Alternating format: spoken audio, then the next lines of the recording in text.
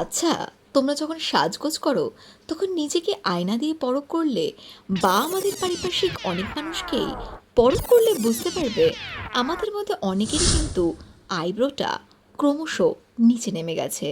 কিন্তু যদি ফ্ল্যাশব্যাকে গিয়ে দেখো তাহলে বুঝতে পারবে এই আমার তোমার বা সারাউন্ডিং মানুষজনের আইব্রোটা কিন্তু যথেষ্ট সুন্দরও টান টান ছিল, কিন্তু সময়ের স্রোতে যেন কোথায় যেন হারিয়ে গেছে। কিন্তু এর কারণ আমরা কিন্তু সঠিকভাবে জানি না। ধরো কোথাও বেরোচ্ছি, well dress up, well makeup করেছি, কিন্তু আইব্রোটা যদি ক্রমাগত নিচের দিকে নেমে আসে তাহলে বলো তো কতটা দৃষ্টিকটু লাগবে। চলো দেরি না করে এর সমাধান করি। Hello everyone, welcome to new episode. আর ভালো লাগলে কিন্তু লাইক, শেয়ার অ্যান্ড সাবস্ক্রাইব কিন্তু মাস্ট। কথা দিচ্ছি ভিডিওটা দেখে মন ক্ষুণ্ণ হবে না। অ্যাকচুয়ালি বয়স বাড়ার সাথে সাথে ত্বকের কোলাজেন ও ইলাস্টিসিটি ক্রমাগত হ্রাস পায়, যার ফলে চোখ ও আইব্রোজের চারপাশের ত্বক ঢিলা হয়ে যায়, যার প্রভাবে এই সমস্যাটা ফেস করতে হয়। অনেকেরা আছে যাদের আইব্রোজ অত্যন্ত ঘন হয়ে যায়, ফলে তারা খুব ঘন ঘন আইব্রো করে। অতিরিক্তবার আইব্রো করার প্রভাবেও বেসিক্যালি এই ধরনের আইব্রো ঝুলে যাওয়ার সমস্যা দেখতে পাওয়া যায়।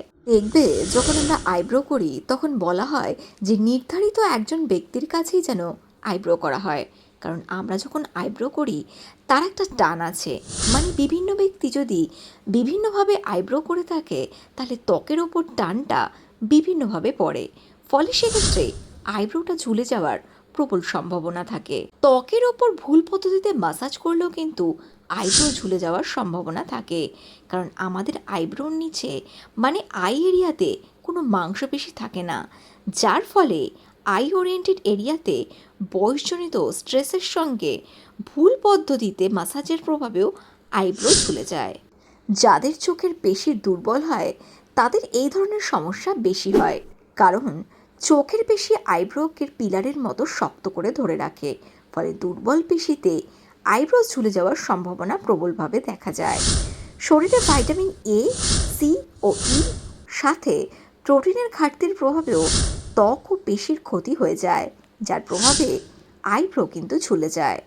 শরীরে ডিহাইড্রেশন অর্থাৎ অপর্যাপ্ত জলের অভাবেও ত্বকের ইলাস্টিসিটি ক্রমাগত হ্রাস পায়, যার প্রভাবে এই ধরনের সমস্যার কিন্তু সম্মুখীন হতে হয়। এছাড়া জেনেটিক রিজনের কারণেও এই ধরনের সমস্যা কিন্তু ফেস করতে হয়।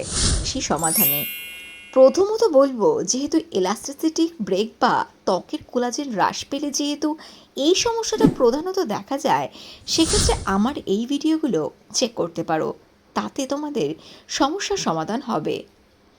ঘন ঘন আইব্রো শেভ করা রিডিউস করতে হবে।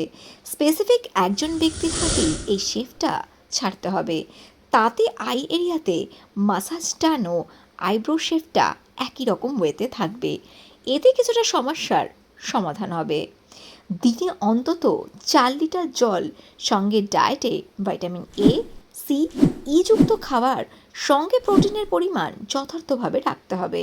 পর্যাপ্ত ঘুম, অন্তত দিনে 7 থেকে 8 ঘন্টা কিন্তু must. Forehead smoothing exercise and lion face yoga, এগুলো এক্ষেত্রে অনেক কার্যকরী হবে। Everyday aloe vera gel, coconut oil দিয়ে হালকাভাবে আই ওরিয়েন্টেড স্থানে মাসাজ করতে হবে, এতে কিছুটা ফলাফল পাবে। সাথে ভাইটামিন ই ক্যাপসুল দিয়েও মাসাজ করলে অনেকটা কোলাজেন বৃদ্ধি পাবে। তাছাড়া কাঁচা দুধ দিয়ে চোখের চারপাশ পরিষ্কার করলেও কিন্তু চোখের চারপাশের চামড়া টাইট হবে। এছাড়া গ্রিন টি দিয়ে বানানো আইস কিউবও দারুণ কাজ করবে। সঙ্গে অবশ্যই স্ক্রিন টাইম কিন্তু রিডিউস করতে হবে।